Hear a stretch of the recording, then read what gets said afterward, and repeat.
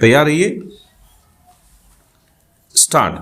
उच्च न्यायालय ने दोनों पक्षों की ओर से दी गई दलीलों पर ध्यानपूर्वक विचार किया है और साथ ही अभिलेख पर उपलब्ध सामग्रियों का परिशीलन किया है। विराम। प्रथम अभियुक्त और अभियोजन साक्षी एक परस्पर मित्र हैं। विराम। पूर्व में अभियोजन साक्षी एक द्वारा लिए गए ऋण के संबंध में प्रथम अभियुक्त प्रतिभू बना था। विराम।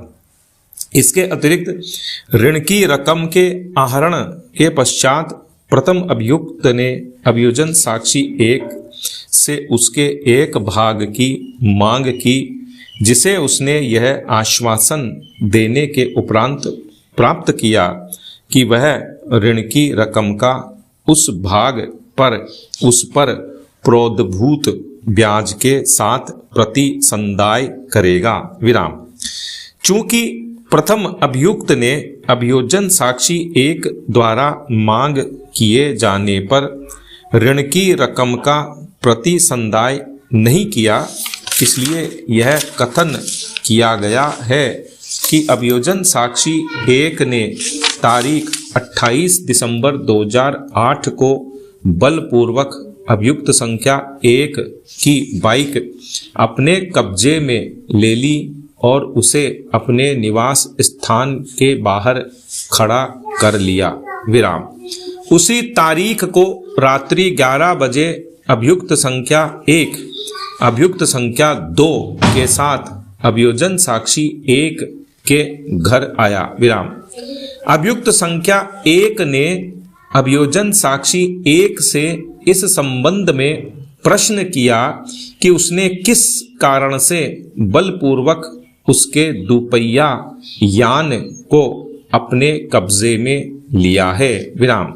इसके उपरांत उनके बीच मौखिक रूप से झगड़ा आरंभ हुआ, जिसके परिणाम स्वरूप द्वितीय अभियुक्त ने अभियोजन साक्षी एक पर हमला किया तथा प्रथम अभियुक्त ने इसी झगड़े के दौरान मृतक के सिर पर घातक प्रहार किया। विराम।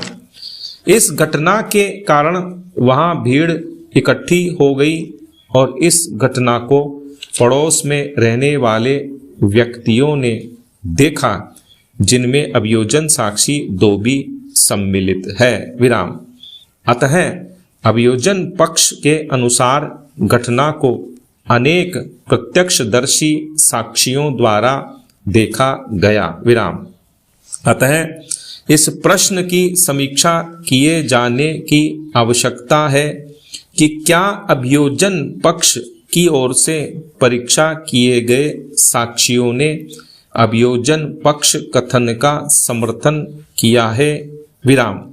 अभियोजन साक्षी एक न केवल इस घटना का एक प्रत्यक्षदर्शी साक्षी है, अपितु वह इस घटना का पीड़ित भी है, जिसे उसके सिर के बाईं ओर पीठ तथा कंधे पर द्वितीय अभियुक्त के हाथों क्षतियां कारित की गई हैं। विराम।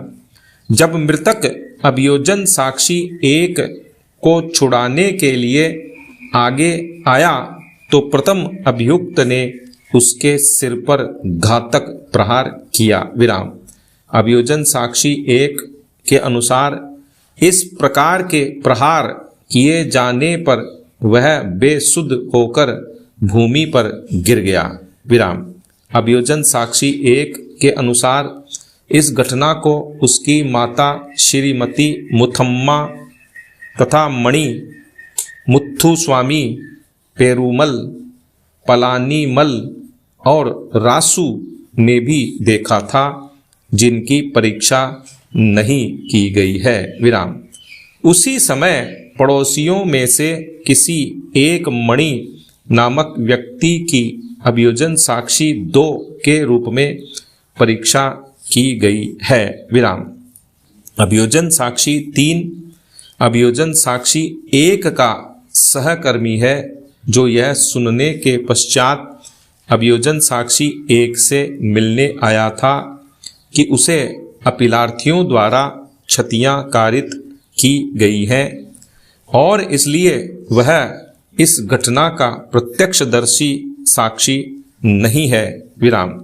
इसी प्रकार का मामला अभियोजन साक्षी 4 के साथ भी है, जो अभियोजन साक्षी 1 का परिचित है और जो यह समाचार मिलने पर कि अभियोजन साक्षी 1 को एक लड़ाई के दौरान क्षतियां कारित हुई हैं, उससे मिलने अस्पताल आया था। विराम। इसी प्रकार अभियोजन साक्षी 5 भी अभियोजन साक्षी 1 का और उसके कुटुंब का नातेदार है, जो पूर्ववर्ती दिवस को हुए हमले के बारे में सुनकर अस्पताल में आहत व्यक्ति से मिलने आया था। विराम।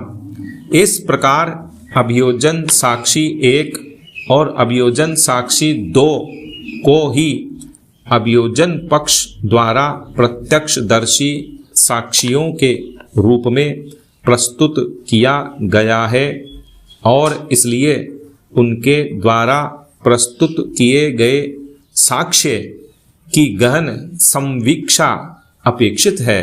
विराम। जैसा कि ऊपर उल्लेख किया गया है, अभियोजन साक्षी 1 न केवल घटना का प्रत्यक्षदर्शी साक्षी है, अपितु उसे अपीलार्थियों के हाथों क्षतियां भी कारित की गई हैं। विराम।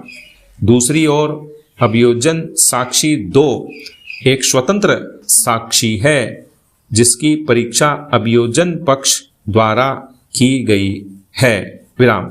अभियोजन साक्षी 2 ने घटना का क्रमबद्ध रूप से वर्णन किया है। विराम।